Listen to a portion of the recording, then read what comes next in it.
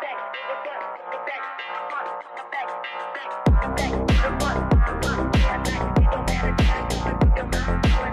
lidi, já zdravím u dnešního videa a v dnešním videu bych jsem vám chtěl oznámit jednu věc, že nově budu natáčet zase videa z Brawl Stars.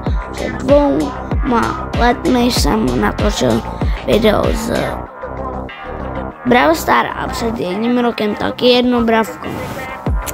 Jak vidíte, porovnejte si ty videa, tohle a to předtím.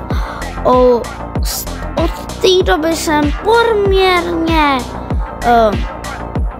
prostě jsem lepší od té doby a mám víc trofej a mám víc brawlerů. Scházíme jenom 3 brawleři.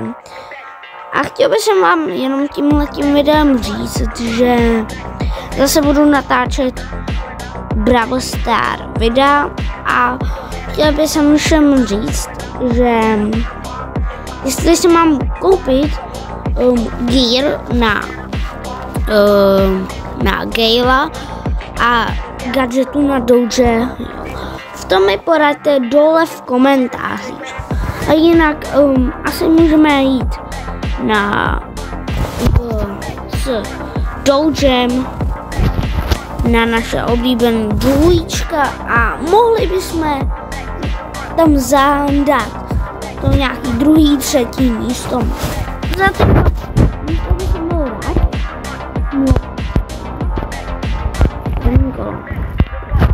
Máme Byrona, což není úplně ideální brawler.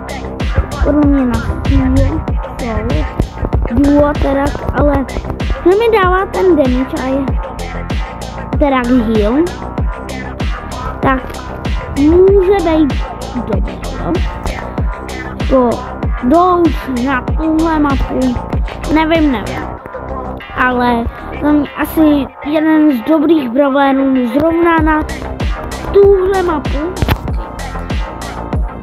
Jestli Byron nechcítne,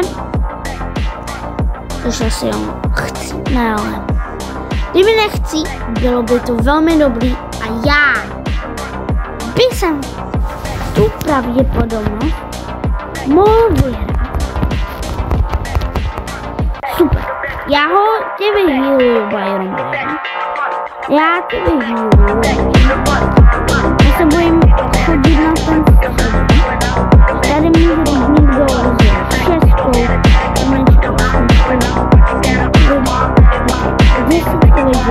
není až to vyrazí.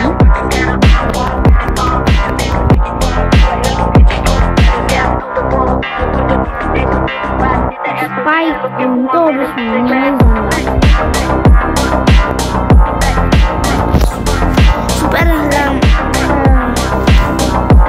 Tohle bude asi pro tohle video všem.